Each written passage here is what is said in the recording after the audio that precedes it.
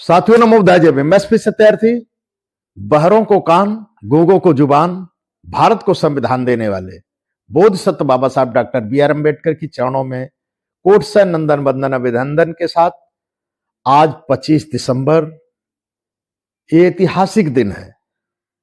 25 दिसंबर 1927 यानी आज ही के दिन बोधिसत्व बाबा साहब वो जहरीली किताब मनुस्मृति जिसे कहते हैं, जिसमें लोगों को गुलाम बनाने की तरकीब लिखी है।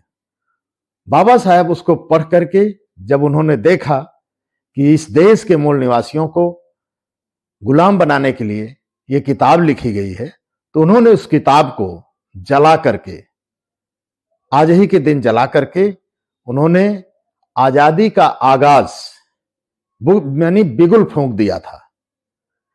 ऐसे महान शख्सियत को ग्रांड सैल्यूट, क्योंकि अभी तक यानी धार्मिक किताब को जलाने की ताकत ओबीसी में नहीं पैदा हो पाई।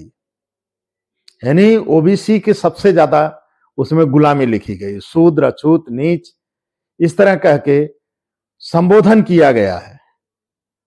और अगर किसी के पास जरा सा भी समय है तो उस किताब को मंगा करके पढ़ लेना, दिमाग अपने आप सही हो जाएगा।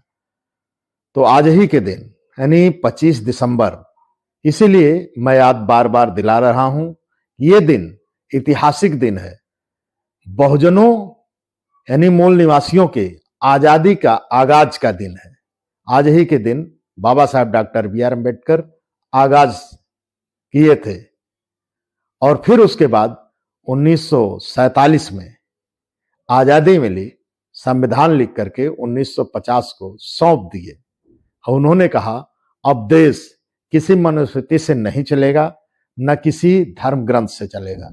देश चलेगा तो भारतीय संविधान से चलेगा। उसका अपना धर्म ग्रंथ भारतीय संविधान है। यानी भारत का धर्म ग्रंथ अगर है तो भारतीय संविधान है। इसी के अनुसार सभी को चलना पड़ेगा। अब कोई न छोटा होगा न बड़ा होगा, यानी ऊंच नीच नहीं होगा।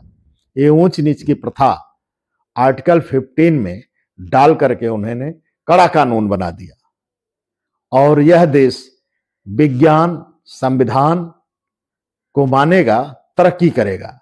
तो साथियों, आपकी क्या राय है? ऐसे महान शख्सियत को 2 शब्द जरूर लिखिए। नमो बुद्धाय जय भीम। संविधान जिंदाबाद।